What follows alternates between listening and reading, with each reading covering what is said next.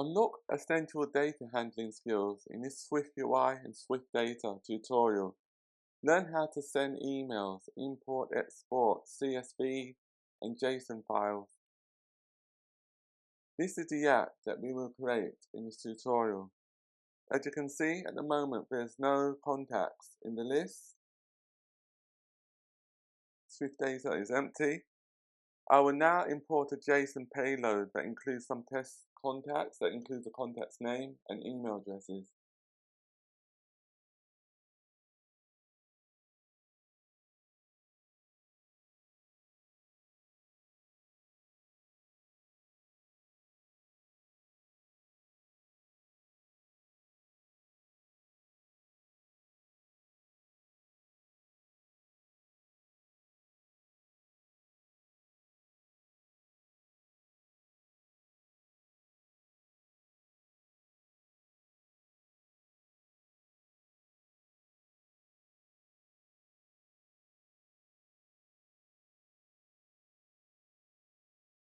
This is the contact or the JSON payload. List of contacts that we have imported is the one that has the time 2:48 p.m. I'll just click on that. Click on done, and then it should import it into SwiftData and into the application.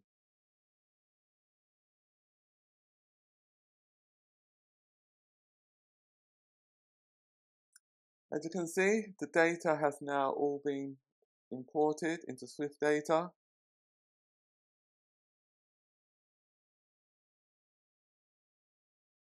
And each contact includes a name and an email address.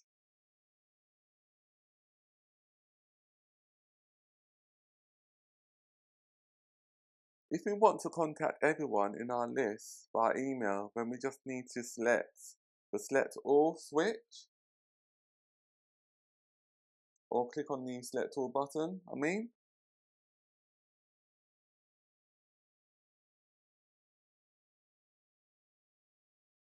And as you can see, all of the contacts have been selected. Or you can select the contacts individually. So if I click on the deselect button, it will deselect all of the contacts. And if I want to select a contact individually, for example, Anne, Laura, I can just select them individually. And as I select each contact individually, you can see that the selected count increases by 1.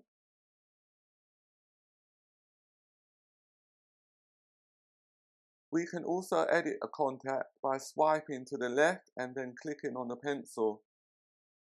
If I wanted to edit Anna, I can just swipe to the left and then click on the pencil.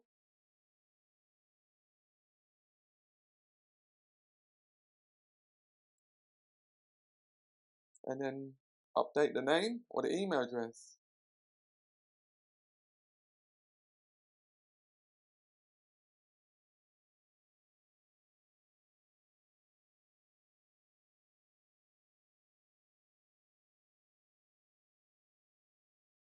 If I want to delete a contact, I just repeat the same process and then click on the bin icon. And that will delete the contact from SwiftData and from the JSON payload.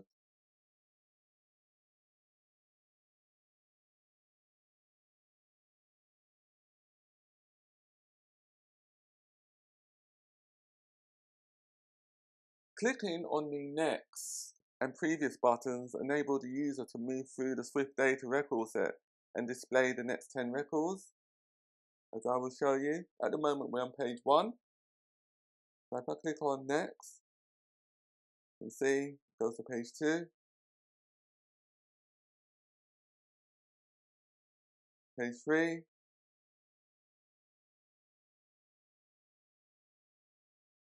page 4, 5, 6, it's probably about 10 pages.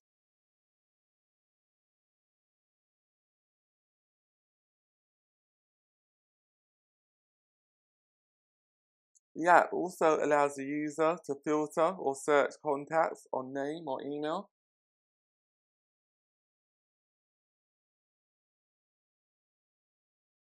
So if I wanted to search on, just say, Michael, I just type in Michael.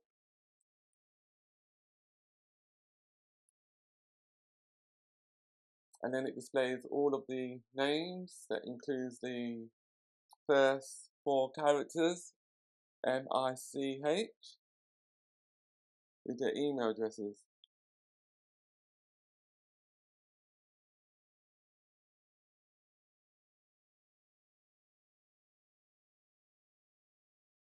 At the moment, you can see that the record count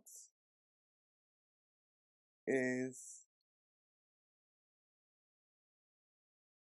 because it's in filtering mode, let's take it out of filtering mode so we can see the actual full record count.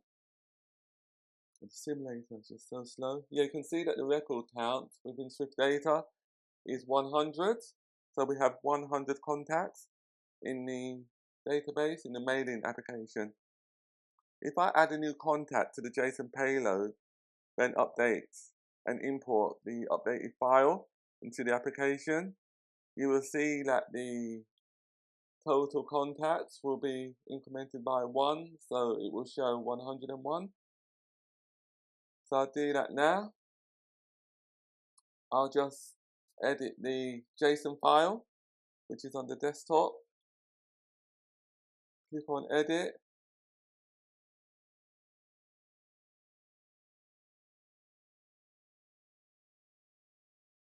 Copy and paste the key value pair. I'll just update it to say my name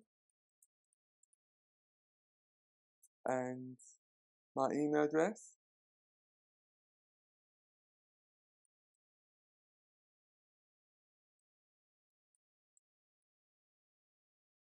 Click on save. And just to show you that it will import the data, I'll search for my name now. And it won't be found because my name or email address doesn't exist in the database. As you can see, nothing's found.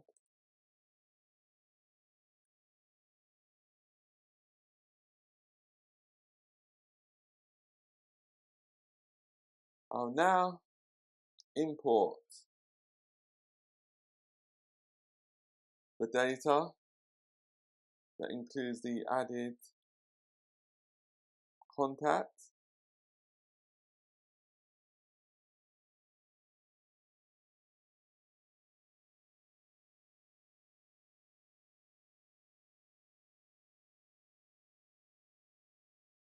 And then I'll click on the file that states 258, which is the new payload file that's been imported.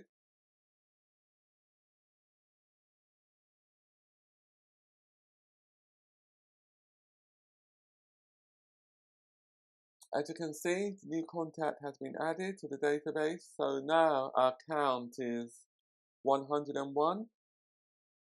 I'll type my name in, and then it should filter it. As you can see, my name has been retrieved.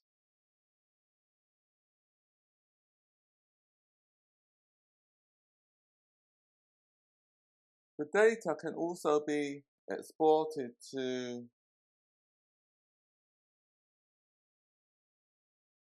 JSON and CSV file format. So if I click on JSON to export as JSON, it will export it as JSON.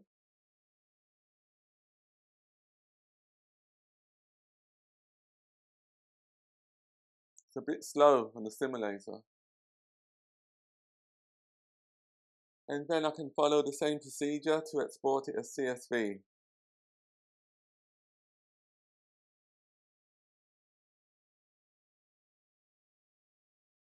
Each email can include a subject and an email body, as shown in the application, the subject heading.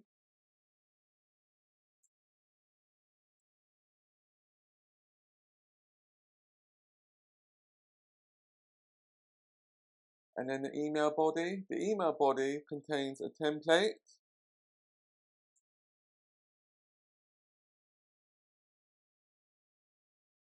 The purpose of using the open bracket first name that acts as a placeholder where the actual name of the person is dynamically populated via Swift data and sent via email.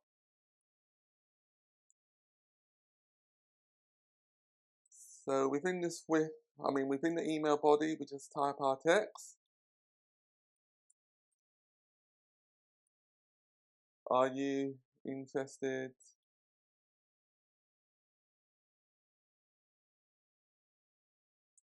in the product?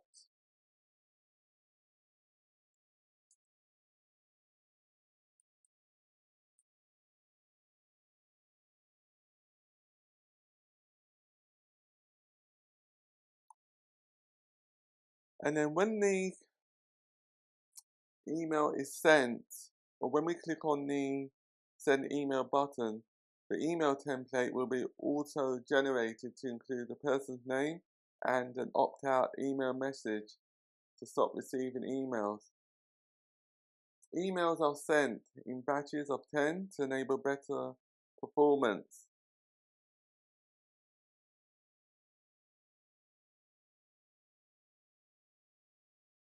And to show you how an email would be sent, I'll just send one to myself.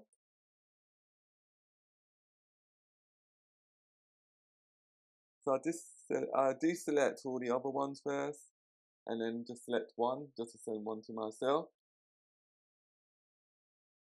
And then just click on send emails. But with this app, you could send like literally thousands and thousands, which would be batched in 10. I'll just click on the send email button there. As you can see, the little notification, the email was sent to my email address, and then at the end we should see a little alert on the screen.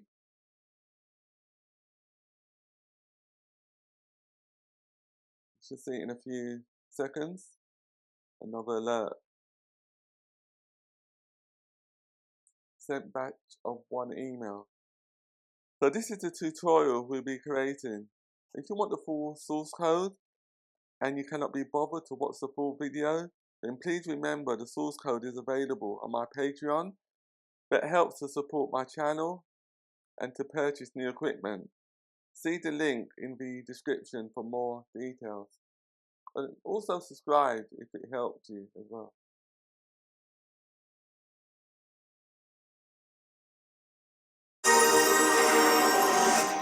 Welcome to iOS Insights, the channel for iOS app development using SwiftUI and Swift. Don't forget to subscribe for more Swift and SwiftUI tutorials. In this tutorial, we will continue with our view model. The next function we need to add is our save and refresh function. The purpose of that function is to save the model context and refresh the contact list within Swift data.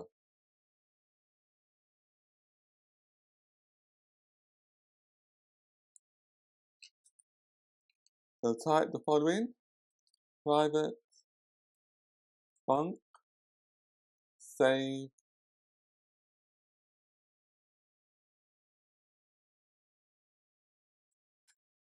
and refresh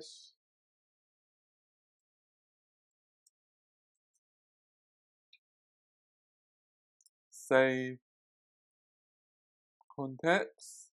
We need to create that function afterwards.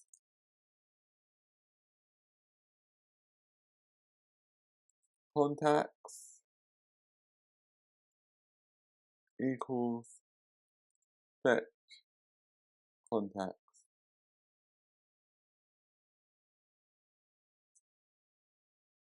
So we need to create our save context function.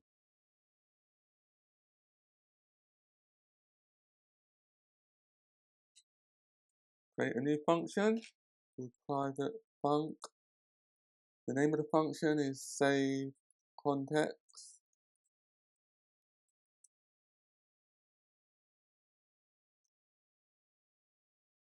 Try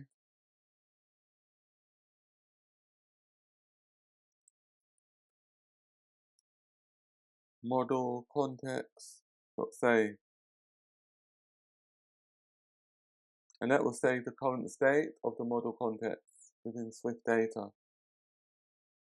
So now we have to navigate back to, which line was it? The lines 54.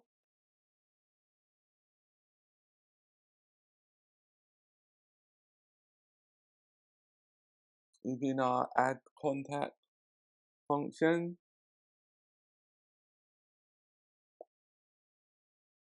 I think that's done now for that function. So we need to give the user the ability to delete a contact from Swift Data. So we need to create another function called delete that will accept a contact object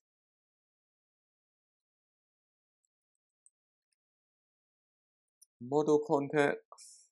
It should be model context dot delete, and then we pass in the object or the contact that we want to be deleted from Swift Data. Now that the record, the contact, has been deleted from Swift Data, we need to call save and refresh function that we created 2 minutes ago to save the changes to Swift Data.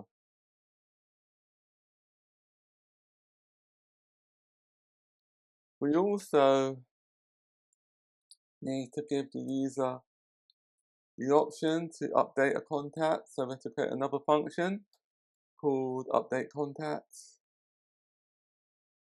that allows the user to pass in a contact object and also the name that they want to update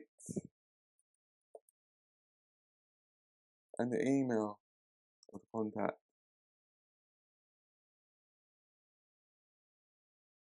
Which is string,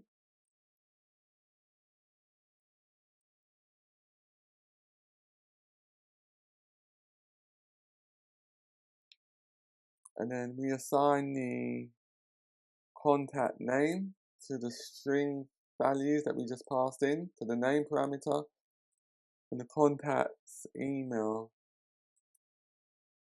is assigned to the email property of the contact object. So that's the email. And then we have to save the changes, save and refresh. So we need to call that function again.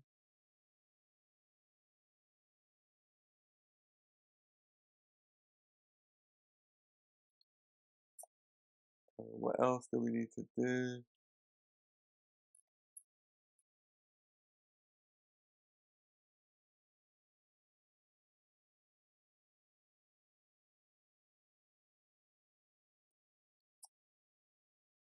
So we also need to create a toggle function. The purpose of the toggle function will allow the user to select or deselect all of the contacts within Swift Data. Func toggle select all,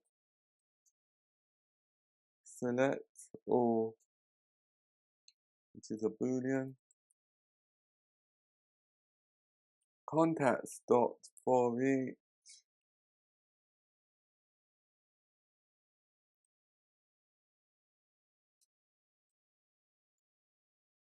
$0 dot is selected. So we're looking to see the first record in the array if it's selected. So if it is selected, if select all contains true, that means it's selected.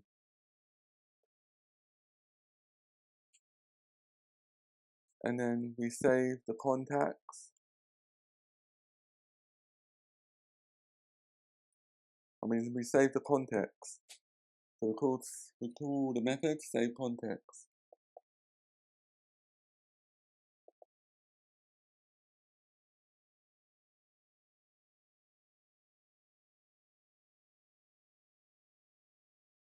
What else do we need to add? We need to create another function to enable the user to import contacts from a file, and this file could be a JSON file.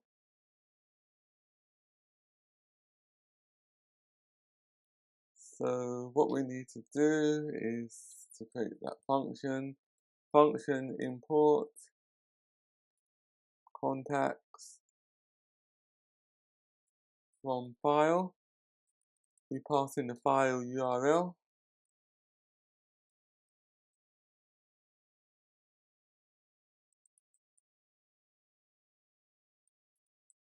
is importing true,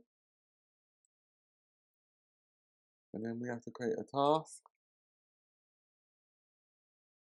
Type in let access granted equals URL dot start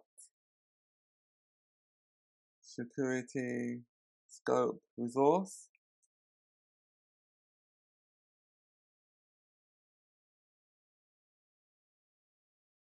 The next thing we need to do is to include defer, and the purpose of using defer is to ensure that the security scope resource has been released when we're done using it. And that will just remove any resources and make the application a little bit faster. If access granted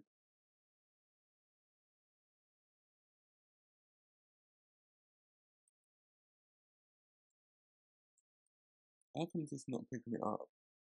If access, did I spell it incorrectly?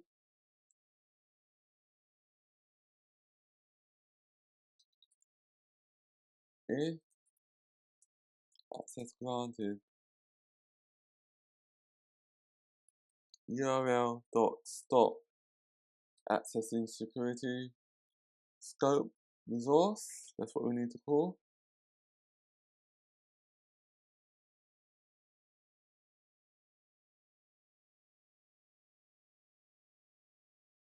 In the event that the access was not granted, we need to show the following, and this is after line 95.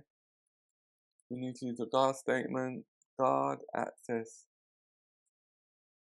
granted, else we need to call update status message to show the error to the user, fail to access file permissions,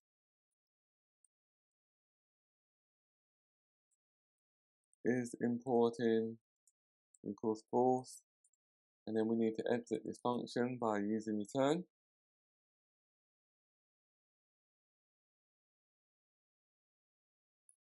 But if everything went okay, then we do the following. In our do statement, let data equals try data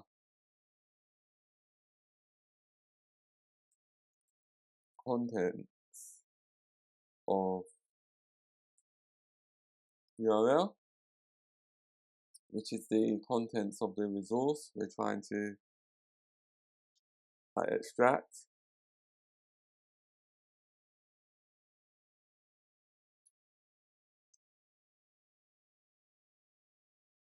Next thing we need to do is use decode. So we need a variable called decoded equals try JSON decoder decode,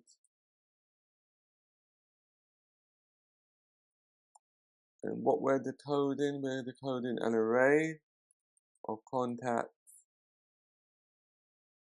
DTO, contact data objects, .self. We're decoding it from the data, which is this one here on line 105, that includes the contents of the URL.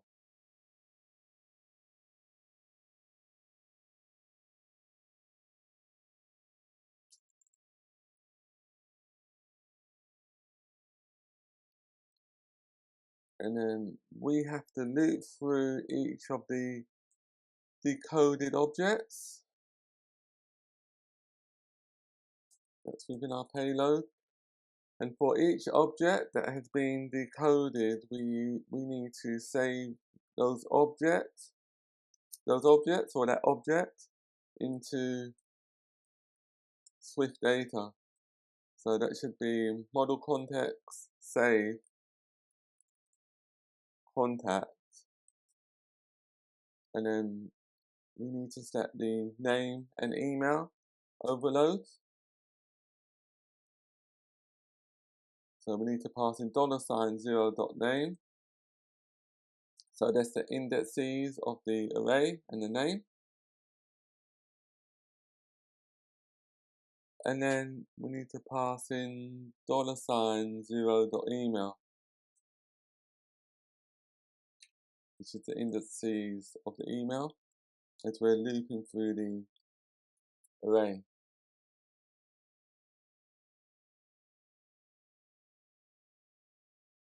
Line 110, we need another closing bracket, so there should be 2 closing brackets there.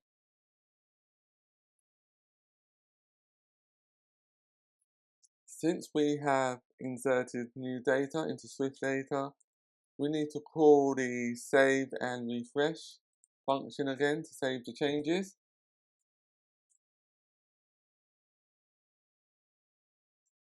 And then we need to mark the importing or the import process as false, because we have now finished importing the file into Swift data. We also need to create a catch block to capture any errors that may happen.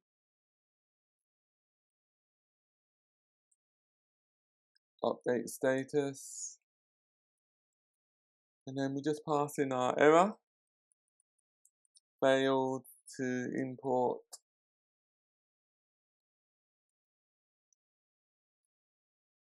error dot localize description. And again, we need to set is importing to false.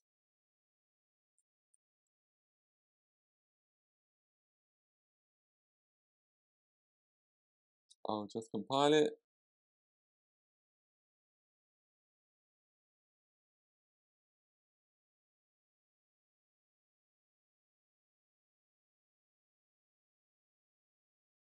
Compile.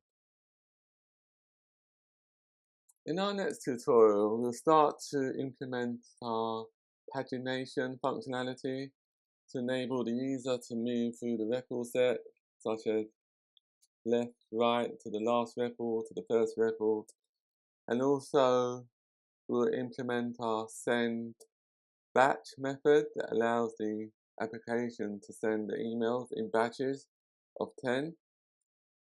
So that's for the next tutorial.